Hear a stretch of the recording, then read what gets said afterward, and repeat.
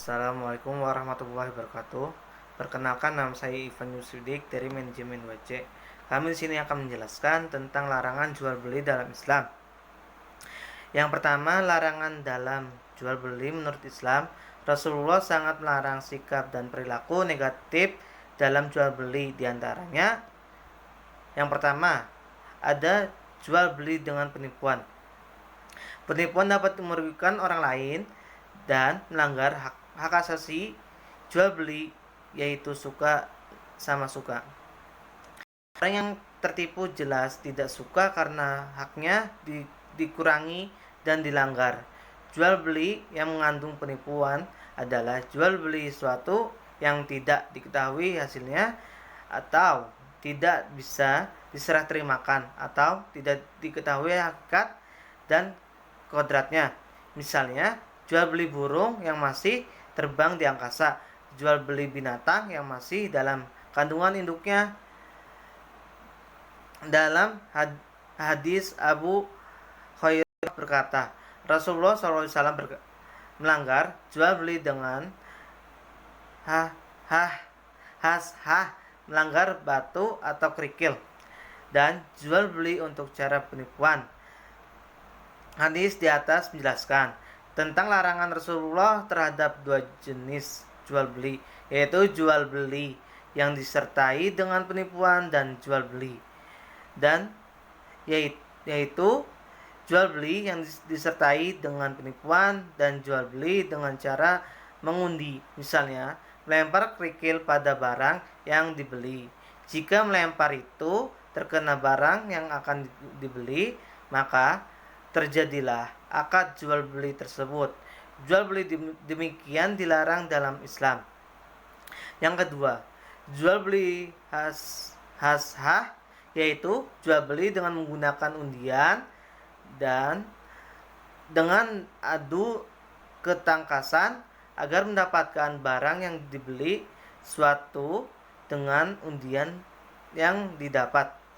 Yang ketiga, jual beli dengan menyembunyikan cacat barang yang dijual, yaitu jual barang yang sebenarnya cacat dan tidak layak untuk dijual, tetapi penjual dengan manipulasi dan berkualitas. Jual beli seperti jual tidak boleh karena mengundang unsur penipuan dan pemalsuan. Maka seharusnya penjual harus memberikan pembelian apabila ada cacat. Apabila tidak, maka ada ancaman dari Rasulullah bersabda. Dari Hakim Ibnu Hazim dari Nabi SAW, ia bersabda, penjual dan pembeli memiliki hak pilih sebelum berpisah.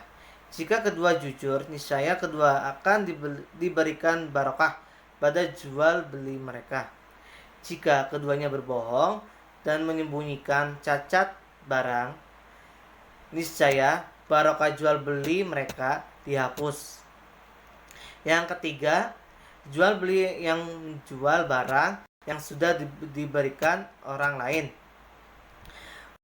Diberikan oleh orang lain tidak boleh dikembalikan ke orang lain lagi, karena barang yang sudah dijual menjadi milik pembeli. Penjual tidak boleh menjual kembali. Rasulullah SAW bersabda dari Ibnu Umar bahwasannya Rasulullah SAW bersabda, janganlah bagimu menjual sesuatu penjual sebagai yang lain. Yang kelima, jual beli dengan cacat barang dagangan sebelum sampai di pasar, yaitu mencegat barang pedagang dalam perjalanan sampai di pasar sehingga orang yang mencacat dan dengan membeli barang lebih murah dari harga di pasar sehingga mendapat keuntungan yang lebih banyak. Rasulullah SAW bersabda dari Ibnu Hurairah, ia berkata, sesungguhnya Nabi Muhammad SAW melanggar melarang orang desa menjual kepada orang kota. Dan janganlah jual beli, dan janganlah seseorang untuk menjual atas jual beli saudara.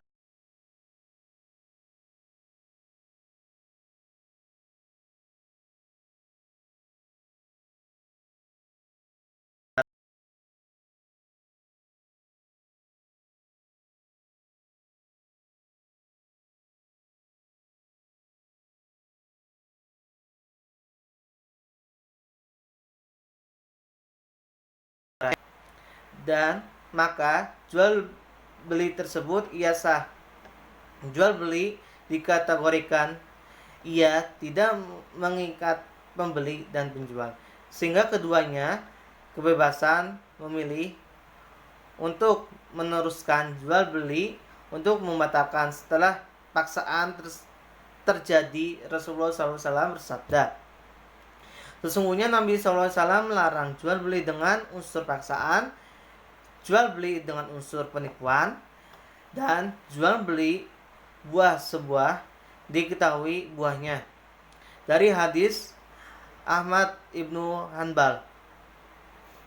Yang berikutnya, jual beli makhodoroh, yaitu jual beli buah yang belum dapat jual buahnya. Sebagaimana dijelaskan di atas, Rasulullah SAW melarang jual beli buah sebelum diketahui keberadaan buah itu tersebut seperti apa. Jual beli demikian dilarang karena mengandung penipuan.